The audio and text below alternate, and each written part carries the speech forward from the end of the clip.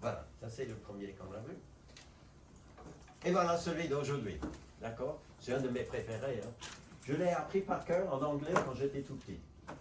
Et ça m'a beaucoup servi. Donc je vous le partage ce matin, presque comme un témoignage de ma part, mais surtout c'est la parole de Dieu, hein, qui nous dit cette fois-ci, confie-toi en l'Éternel de tout ton cœur et ne t'appuie pas sur ta sagesse. Reconnais-le dans toutes tes voies et il fera quoi?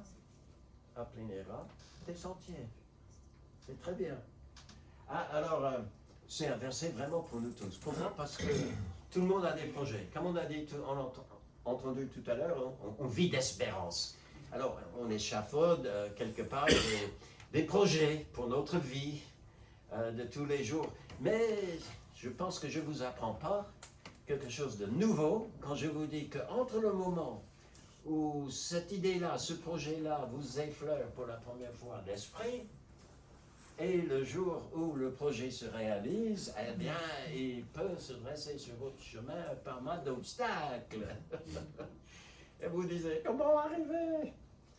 Ah ben, ce verset nous donne 3 conseils et une promesse pour réaliser ce que Dieu veut pour nous dans notre vie. Les 3 conseils, confie-toi en l'Éternel de tout ton cœur. Oh. Deuxièmement, ne t'appuie pas sur ta sagesse. Troisièmement, reconnais-le dans toutes tes voies. Et la promesse, il aplanira tes sentiers. Voilà, c'est pas mal ça. Et on va commencer, si vous voulez bien, par la promesse. Il aplanira tes sentiers. Et on parlera des conseils dans un instant. Mais déjà, la promesse, elle est belle. Hein? Il aplanira tes sentiers. Combien de fois n'avons-nous pas la pensée que notre chemin n'est pas tout aplani? Hein? C'est ça monte, ça descend, il y a des nids de poules, il y a des gros cailloux sur la route, etc. On n'a pas trop cette impression, mais c'est la promesse que Dieu nous fait ici. Alors, un chemin qui est aplani, qui est bien nivelé, c'est quoi? Eh bien, c'est celui par lequel nous arrivons plus facilement, hein, plus aisément à accomplir la volonté de Dieu. Alors, il est sous-entendu dans tout cela que l'objectif en vue, ici le verset, c'est par rapport, non pas par rapport à l'objectif, mais le chemin qui mène vers la réalisation de l'objectif. Hein? Et c'est ce chemin-là qui veut aplanir. Mais l'objectif doit être, pour chacun d'entre nous, je crois, de vraiment accomplir dans notre vie ce que Dieu veut, sa volonté pour nous. Il aplanira notre sentier. Alors des fois, on a du mal à reconnaître. L'objectif, on l'a. C'est le ciel, c'est toutes ces choses qu'on a dites là tout à l'heure, hein, mais autre chose aussi dans notre vie de tous les jours. L'objectif, on l'a. Mais comment y arriver? Des fois, on a du mal. Vous savez que souvent, pour arriver à un but, il peut y avoir plusieurs chemins. Hein? Alors, comment reconnaître le bon? Des fois, on a du mal. Et c'est là où la première pépite qu'on a déjà vue, hein, Dieu donnera la sagesse de sa bouche, sauf la connaissance et l'intelligence, ça nous sert d'appui. Mais des fois, on sait, voilà, c'est ce chemin-là, chemin de la justice, chemin de la bonté envers les autres, chemin de vérité, tout ça. D'accord, je le reconnais le bon chemin, mais je me sens faible. Non, je me sens faible. Je suis fatigué. Si c'est long, hein, c'est rare dans la vie chrétienne que le chemin soit court. Des fois, il faut un peu de persévérance. Hein? C'est ce que la Bible dit. Hein? Vous avez besoin de la persévérance. Parce que le chemin est long. Et des fois, on peut se fatiguer. On n'a pas la patience qu'il faut, persévérance. Mais des fois, on n'a plus la motivation qu'on avait peut-être plus jeune ou à un autre moment.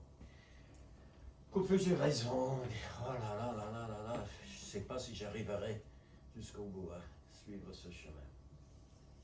Alors, vous pouvez pouvez avoir plus d'ambition, plus de projets. Imaginez que vous disiez, voilà, j'aimerais bien que mes enfants connaissent Dieu et le suivent pleinement dans leur vie. Quel parent chrétien n'a pas ce désir-là, hein? Et si vos enfants sont déjà grands, vous pensez tout de suite aux petits-enfants.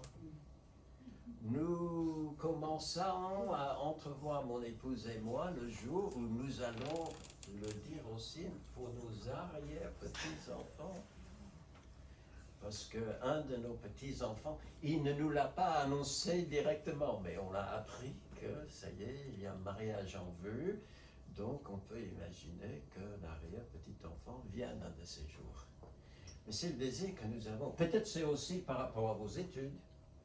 Si vous avez fait vos études et vous êtes en train et que vous devez placer un stage quelque part, ben, que ça réussisse. Peut-être c'est pour trouver un bon emploi. Hein? Toutes ces choses, ce domaine-là un peu professionnel dans la vie. Ah oui, on veut vraiment servir le Seigneur et gagner notre vie, hein, vraiment le faire pour lui. J'ai mis le dernier pour Emmanuel et moi, mais c'est peut-être pour vous aussi, hein, qui est le pasteur ou responsable d'église ou même membre de l'église qui dit « Oh là, on a travaillé, on a mis en place plein d'activités, etc. Et puis, on est toujours les mêmes. » Et on aimerait bien voir la chose grandir et grandir plus vite. Bon, les temps ne sont pas entre nos mains. Hein. C'est bien d'avoir des projets. La Bible ne nous critique pas d'avoir eu des idées, hein, de projets. Je pense à l'épître de Jacques, chapitre 4. À vous maintenant qui dites, demain nous irons dans telle ville ou telle ville et nous y passerons tant de temps et nous allons trafiquer, enfin, c'est-à-dire nous allons commercer et nous allons gagner beaucoup. Il y a une critique qui est donnée pour ces personnes-là. Mais la critique n'est pas « tu avais eu tort d'avoir un projet ». Pas du tout. C'était d'échafauder un projet sans Dieu. Vous auriez dû dire « si Dieu le veut, nous ferons ceci ou ça ». Donc avoir des projets, oui. Et même par rapport à l'Église, c'est bien. Celui qui n'a pas d'ambition, qui n'a pas de projet, normalement, n'avance pas non plus. Hein. Donc c'est bien de l'avoir, mais la question qui vient après, c'est quel pouvoir ai-je moi pour réaliser toutes ces choses-là? Oui, parce qu'on se rend compte, prenons le premier là, par rapport aux enfants. Quand ils arrivent à un certain âge, on commence à se rendre, et pas très vieux hein, non plus, ils sont déjà à l'école primaire, peut-être à la maternelle, et on commence à se rendre compte qu'ils passent beaucoup plus de temps en dehors du foyer qu'avec moi au foyer. C'est-à-dire qu'il y a beaucoup d'autres personnes qui ont une influence sur leur vie. Vous voyez? Bon, qu'est-ce que j'ai moi? Quel pouvoir, quelles ressources ai-je pour accomplir ces beaux projets que Dieu me met à cœur de réaliser? Ah bien, c'est là justement où cette promesse de Dieu a toute son importance pour nous, parce qu'il nous promet d'aplanir notre sentier, de rendre la réalisation plus aisée. En quelque sorte, je l'imaginais comme ça, bon là c'est moi, hein, de passer son bulldozer sur nos difficultés pour que nous arrivions à accomplir pleinement sa volonté. Mais à condition de suivre quoi? Mais vous connaissez la réponse. Suivre quoi? Ben, les 3 conseils. Faites ceci, ça, ça. Il nous donne 3 conseils. Et alors, j'aplanirai vos sentiers. Alors, quels sont les 3 conseils? Vous vous souvenez des 3? On va les revoir rapidement ce matin. Confie-toi en l'Éternel de tout ton cœur. Ça, c'est la première chose. Si nous sommes là ce matin, probablement, nous sommes déjà tous venus à Jésus-Christ, pas seulement à l'Église, à Jésus-Christ, parce que on a mis notre foi en lui. Et nous savons ce que c'est de croire en lui, au moins pour le salut, mais pour les affaires de tous les jours aussi. Nous devons nous confier en lui de tout notre cœur. Alors, ça implique plusieurs choses. Tout d'abord, qu'il existe.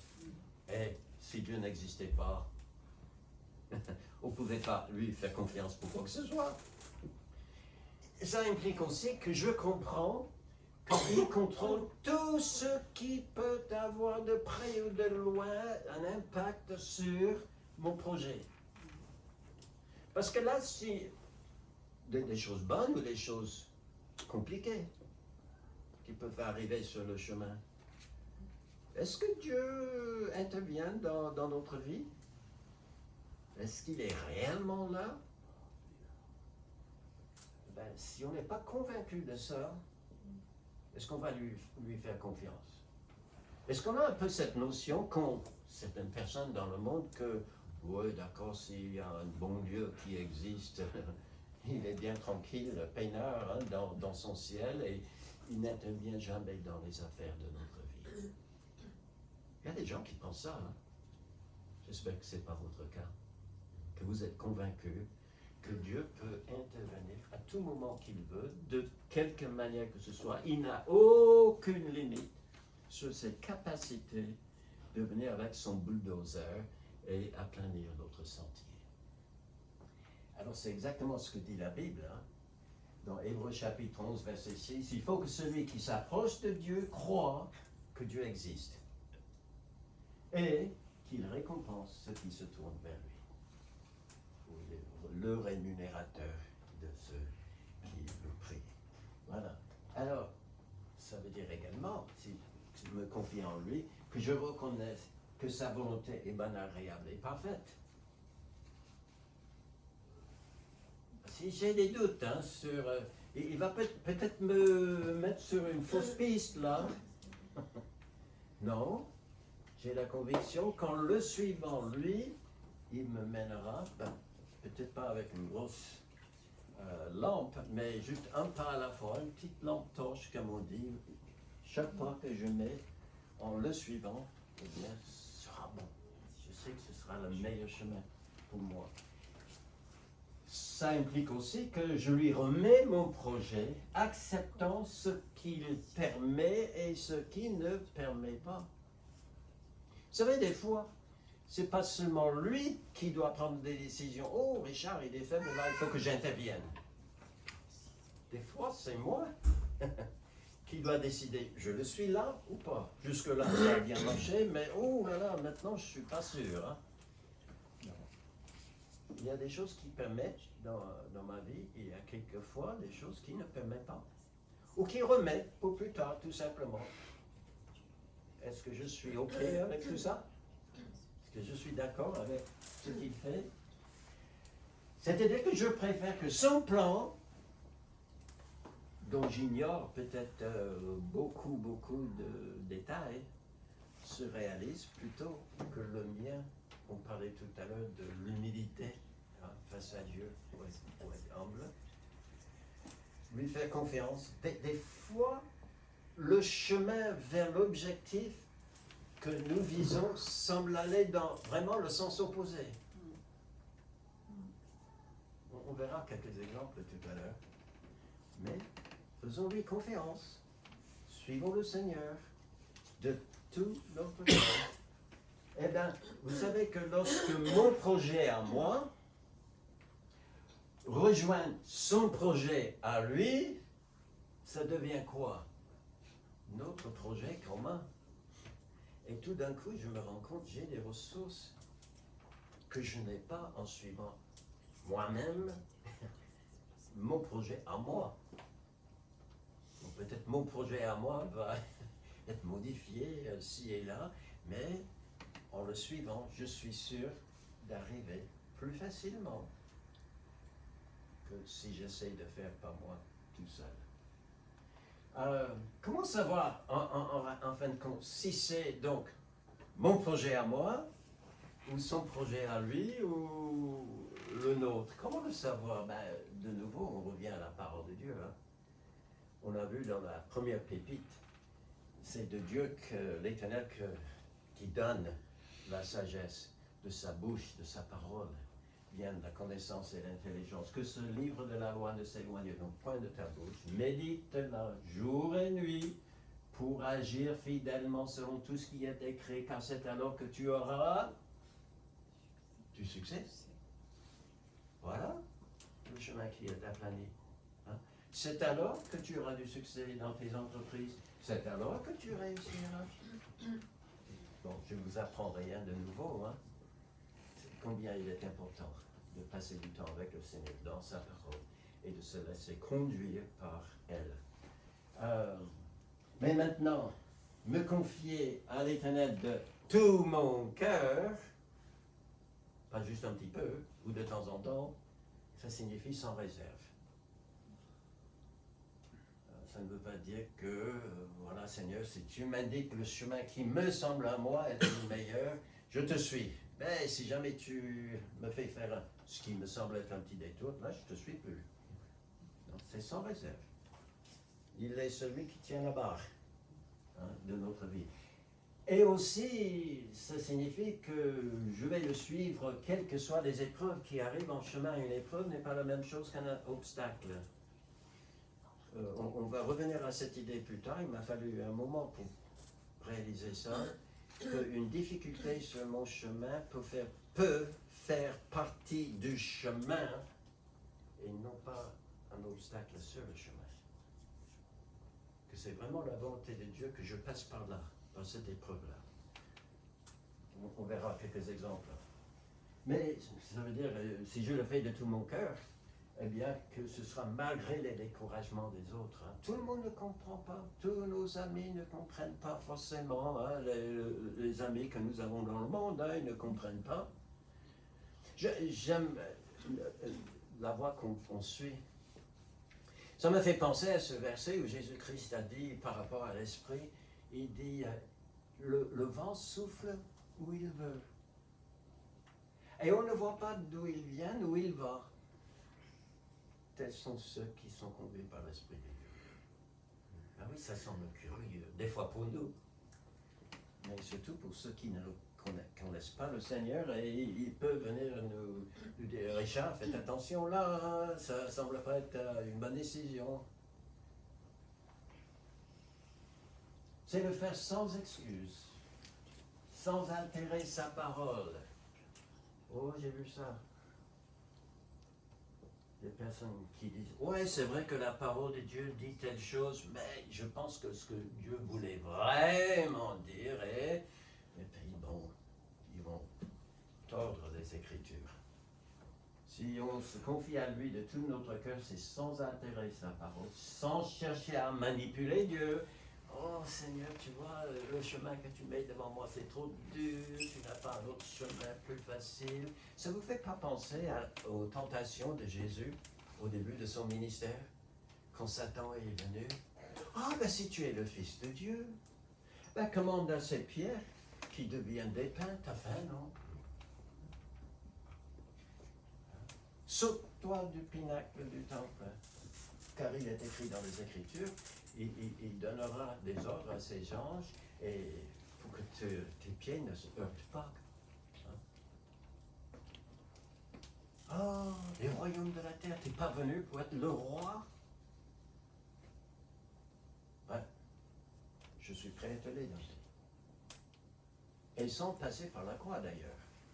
Tu n'as qu'à te prosterner devant moi et m'adorer. Ah oui, il y a des voix comme ça, il y a des voix VOIX, des voix qu'on entend qui nous disent oh oui, il y a peut-être, c'est un bon objectif que tu as, mais on connaît un meilleur moyen pour y arriver. Donc je ne conditionne pas mon obéissance. Ça c'est le premier conseil. Deuxième maintenant, il y a peut-être plein d'autres choses à dire par rapport au premier, mais passons au deuxième. Ne t'appuie pas sur ta sagesse. On cherche celle de Dieu, on lui fait confiance. Et puis forcément, si je lui fais confiance, des fois je dois me dire à moi, Richard, tes idées à toi ne sont pas toujours les meilleures. C'est compliqué, hein? Est-ce que les idées ne sont pas forcément les meilleures? Des fois on peut penser, mais en réalité je dois examiner mon cœur. Pouvez-vous nous faire confiance? Eh bien, la Bible dit ceci, mes pensées, alors c'est Dieu qui parle, hein, mes pensées ne sont pas vos pensées et vos voix ne sont pas mes voix, dit l'Éternel. Autant mes cieux sont élevés au-dessus de la terre, autant mes voix sont élevées au-dessus de vos voix et mes pensées au-dessus de vos pensées. Il a des pensées, il a des voies, il a des sentiers tout tracés pour nous. Et bien qu'il peut y avoir des épreuves sur le chemin, ce sont supérieurs. Ce sont des pensées, des voies qui sont meilleures que les nôtres. La Bible dit aussi, le cœur est tortueux par-dessus tout, et il est méchant. Qui peut le connaître? On a du mal à faire ce travail d'examen de soi, d'examen de ses pensées. Ça nous semble tellement bon, tellement juste, tellement parfait. Laisse-moi faire, tout simplement. Dégagez-vous de mon chemin. Je vais arriver, vous allez voir. Mais qui connaît son cœur? Qui connaît son cœur? Ça me fait penser à Jésus-Christ dans le jardin de Gethsemane, hein? Et là, il a prié quelque chose qui nous surprend en quelque sorte. Il a dit, Abba, Père, toutes choses te sont possibles. Éloigne de moi cette coupe. La coupe amère de cette mort injuste et tout. C'était pas un obstacle sur son chemin, c'était le chemin. S'il ne buvait pas cette coupe, nous ne serions pas sauvés. C'était le chemin. Mais il termine en disant toutefois, non pas ce que je veux moi, mais ce que tu veux. Il a aussi dit ceci une fois, précédemment, il a expliqué qu'il était descendu du ciel pour faire non pas sa volonté, mais la volonté de celui qui l'avait envoyé, la volonté de son Père. Hein? Alors, si lui, il a pu le dire, est-ce que nous ne pouvons pas le dire? Est-ce que nous ne pouvons pas nous confier, comme il a fait, entièrement à son Père, quand bien même il y avait des épreuves sur le chemin, et pour pleinement accomplir sa volonté? Vous savez, il y a des laboratoires. Non, c'est pas ton pasteur, il m'a fait un grimace là. Non. Il y a des laboratoires, surtout en saison où nous offrons plein de cadeaux comme à Noël, etc. Et là, ils sont inondés de toutes sortes de choses. Bon, là, c'est une peluche. Et pourquoi? Parce qu'il y a des normes françaises. Hein? Et on n'a pas le droit de mettre n'importe quoi sur le marché, de peur qu'un enfant puisse se faire mal. On va tester. Oh, il se peut que, et probablement, hein, les fabricants pensent que, ah ben c'est notre peluche, hein? Ah, là, ça c'est la meilleure peluche du monde. Et on est sûr que ce sera pas compliqué pour l'enfant, ce sera la joie de l'enfant. Mais ils sont obligés de les tester. Et des fois, ça passe des tests, des fois, c'est brûlé. Ou il y a des yeux hein, qui sont enlevés, un enfant peut avaler, enfin. Ouais, ils le font. Et est-ce qu'on n'est pas content? Surtout nous qui sommes parents, ou qui connaissons des petits-enfants autour de nous, de savoir que si on achète quelque chose en France, eh ben, heureusement, il y a ceux qui ont testé des produits. Mais nous, de notre côté, est-ce que nous sommes prêts à vérifier nos projets, nos idées, nos élaborations? Est-ce qu'on n'est pas prêt, avant de les mettre sur le marché, est-ce qu'on n'est pas prêt à dire, ben, Seigneur, teste, éprouve-moi, et montre-moi si je ne suis pas sur la mauvaise voie. Mets-moi sur les voies de l'éternité. Ouais. J'ai mis conseiller. J'aurais pu mettre testeur, hein, ou ceux qui éprouvent nos idées. Ben, il y a des bons autour de nous, vous les connaissez sans doute. Hein. Je lis dans Proverbe 1,30, encore une pépite, hein, qui dit « Mais celui qui m'écoute reposera avec assurance, il vivra tranquille et sans craindre aucun mal. » C'est la sagesse qui est personnifiée là, la sagesse de Dieu que nous découvrons dans la parole. Et là, ça nous éprouve des idées quelquefois. C'est bien de se poser la question quand nous avons une idée ou comment atteindre, enfin réaliser un projet. Seigneur, est-ce que vraiment c'est ton projet à toi? Est-ce que c'est le mien? Est-ce que le chemin que je pense prendre pour y arriver, c'est le bon ou pas? Montre-moi. Peut-être le Seigneur nous mettra sur les pistes dans les Écritures. Voilà un autre.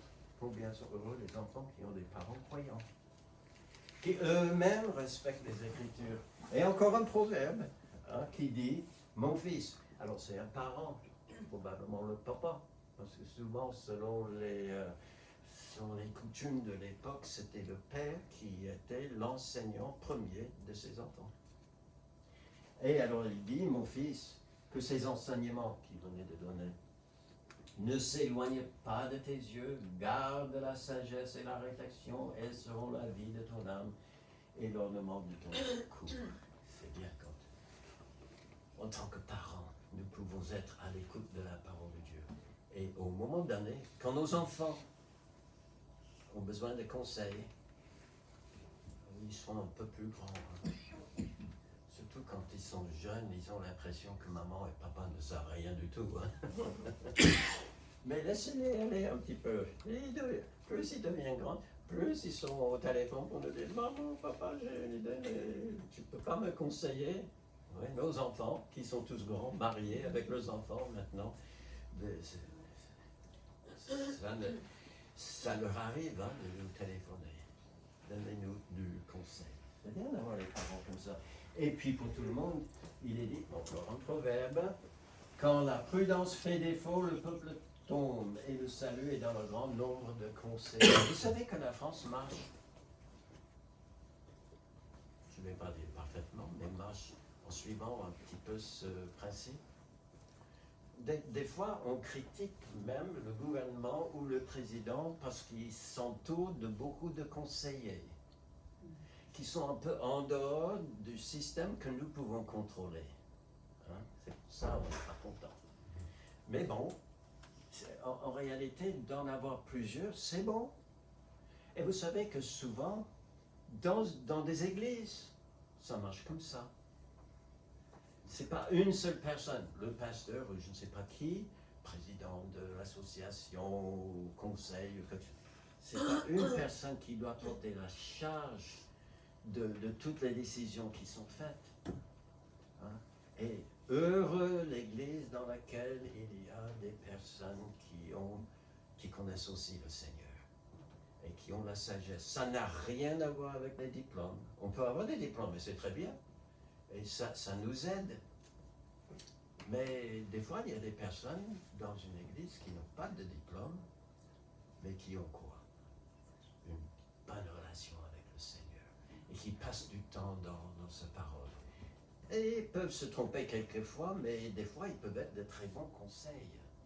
Et c'est bien quand il y a un grand nombre de conseillers où ensemble, nous pouvons marcher pour le Seigneur. Alors, ça c'est le deuxième. Premier, il faut se confier en l'Éternel de tout son cœur, ne pas s'appuyer sur sa propre sagesse. Faites vérifier, ayez de bons conseillers qui connaissent aussi le Seigneur autour de vous. Maintenant, troisièmement, reconnais-le, l'Éternel, dans toutes tes voies. Maintenant, tu es lancé. Tu as ton projet en vue, tu commences à marcher dans cette direction, enfin tu espères pouvoir y arriver. Tu es sur la voie. Est-ce que tu es tout seul ou tu es accompagné? Quelqu'un a dit quelque chose au début du culte. Non, on était dans l'entrée là-bas. Quelqu'un a dit bonjour tout seul, je suis tout seul ce matin. Et quelqu'un a répondu, on n'est jamais tout seul. Oui. En tant que chrétien. Mais est-ce qu'on le reconnaît? Est-ce qu'on a vraiment la conviction que Dieu, il est là avec moi sur mon chemin? Il ne me donne pas simplement une cible à viser dans la vie en me laissant me débrouiller tout seul pour y arriver. Mais il m'accompagne. Est-ce que j'ai cette conviction-là? Je dois l'avoir, c'est un bon conseil ici dans ce proverbe. Il est là pour faire quoi? Pour m'éclairer. Quelquefois j'ai besoin de ça pour aplanir mon sentier, c'est ce qu'on est en train de discuter, mais aussi pour me relever quand je tombe. Je ne connais aucun chrétien qui ne fait jamais de faute. Peut-être je me trompe, je ne connais pas tout. François. Hein? Est-ce que vous connaissez aussi des chrétiens qui se trompent jamais? Qui ne tombent jamais? Hein? Qui n'ont jamais de moment de faiblesse ou quelque chose comme ça? J'en connais pas. Ne me regardez pas comme ça non plus. Hein? Moi, je me trompe aussi. Moi, je tombe. J'ai besoin de quelqu'un, un ami fidèle et tendre, comme nous avons chanté tout à l'heure. Pour que là, quand je tombe, je vois qu'il y a un pub qui passe à la télé actuellement. Quelques-uns l'ont vu. Et des fois, dans la vie nous joue les mauvais tours et on a l'impression de tomber et qu'il y a une main qui nous saisit. À la main du Seigneur. Il est là, mes amis. Alors, dites-vous bien, pour la semaine qui arrive, quoi qu'il arrive, en semaine, le Seigneur, il est là. Et il faut le reconnaître. Donc, si je le reconnais, eh bien, je vais le consulter.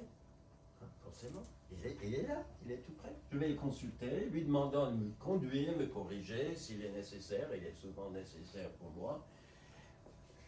Question personnelle, l'avez-vous fait ce matin?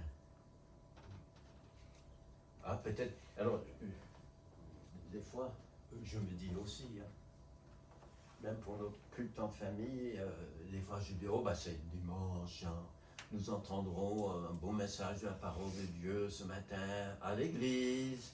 Je n'ai pas besoin de lire moi-même ou en famille hein, la Bible. Ben oui, vous entendrez la parole de Dieu au culte ou en étude biblique. Mais, et c'est bien. Et des fois, ce qu'on entend, c'est souvent, ça nous aide beaucoup. C'est positif tout ça. Mais que c'est formidable de l'entendre directement de Dieu quand il me sert. Hein? Sa sagesse directement comme ça. Je peux toujours me vérifier hein? Avec ce que j'entends, etc. Vous savez, des chrétiens à Béret, ils sont connus, hein, pour très peu de choses. On connaît presque rien de la ville, presque rien de cette église, mais il y avait une qualité qu'ils avaient. C'était quoi, vous vous souvenez?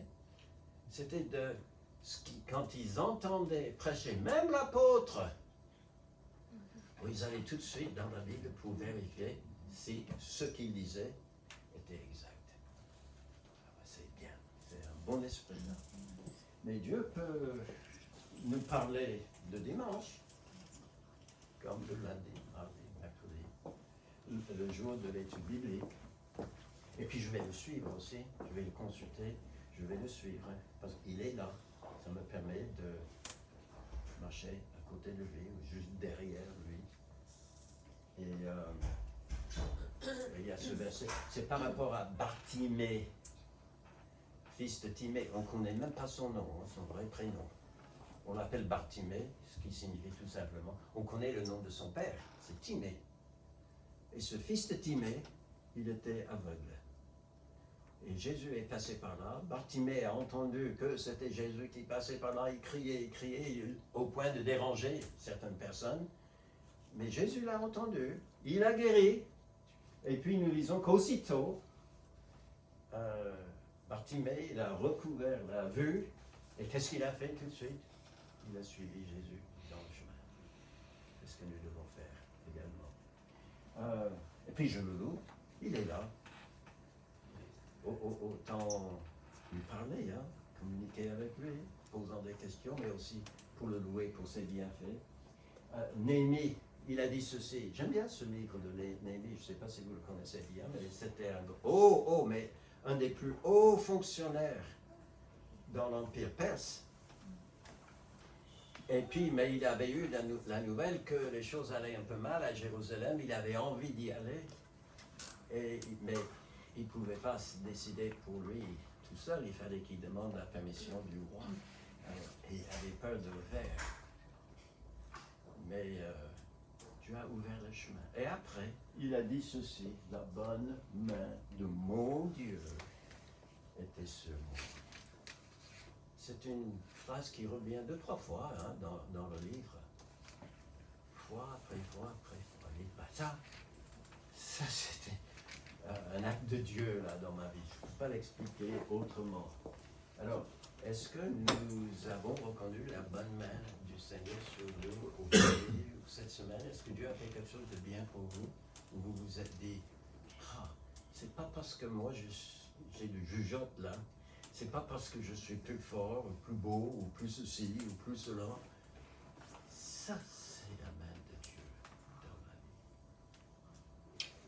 Est-ce que vous lui avez dit, Seigneur, je reconnais que là, c'était toi. C'est des fois à travers la bonne main de Dieu que nous reconnaissons que Dieu, il est là. Et il ouvre le chemin, il aplanit le sentier, il dit, oh là là, là c'est le Seigneur. Merci Seigneur pour tes bienfaits envers moi. Alors, il faut le remercier, bien entendu. Alors, la présence de Dieu ne se voit pas toujours dans l'absence des épreuves. On a mis tout au début cet énorme bloc de pierre qui était tombé sur la chaussée d'une route. C'est pas ça l'épreuve. Je pense je vous ai dit que j'allais vous donner quelques exemples de cela. Pensez à Job. Est-ce qu'il n'était pas éprouvé? Est-ce que c'était un obstacle pour lui d'accomplir la volonté de Dieu? Non. Son épreuve, sa santé, la perte de ses enfants, de tous ses biens, etc. C'était la volonté même pour qu'à travers sa réaction dans ces épreuves, eh bien, Dieu soit glorifié dans sa vie. Et il a été, même devant les anges. Je pense à David. Dieu lui a dit, alors espérance, Dieu lui a dit, tu seras le prochain roi. Il était oint par le grand prophète Samuel et tout. Mais entre ce jour-là, où il était oint, futur roi d'Israël, et le jour où il est devenu, il s'est passé un peu de temps déjà, et le chemin n'était pas tout plat. Mais je vous assure, ça aurait été beaucoup plus difficile pour lui de devenir roi s'il essayait de... Et il y avait des fois où il y avait des personnes autour de lui pour lui dire, écoutez, tu vois, Dieu a mis ton ennemi dans ton pouvoir. Ennemi, oui, le roi actuel, tu n'as qu'à le tuer, puis tu seras roi. Heureusement, il n'a pas fait ce détour-là. C'est arrivé au moins 2 fois dans sa vie. Je pense aussi à Daniel, Shadrach, Meshach, Abednego. Et oui, tout n'était pas rose dans leur vie non plus. C'était beaucoup d'épreuves. Mais ce n'était pas des obstacles. C'était les moyens par lesquels Dieu allait se faire glorifier dans un pays qu'il ne le connaissait même pas. Mais est-ce qu'on ne peut pas penser à Jésus-Christ même? Il devait souvent affronter le mépris et puis les contradictions, etc. des chefs religieux de son époque. Il a été trahi par qui? Benjamin, Judas, Iscariote. Il n'a pas joué dans sa Bible. Oui. Trahi par un homme en qui Dieu avait investi beaucoup. Il avait choisi, non pas seulement comme disciple, mais apôtre, en lui donnant des dons. Et puis Jésus et les autres disciples, les confrères, ont élu trésorier du groupe. C'est la confiance qu'on avait en lui. Et quel retour est-ce qu'il y avait de cette confiance? Il a trahi son maître. Dur. Est-ce que c'était un obstacle? Non, c'était déjà prédit dans les psaumes qu'il allait être trahi par un qui mangeait à table avec lui. Oui. Et puis la croix. Encore, c'était un obstacle. c'était la plus grande injustice, c'était en quelque sorte une injustice, oui, il n'y a pas de doute. Mais c'était la volonté de son Père. Parce que c'était à travers cette épreuve que le salut de tous les hommes a été accompli.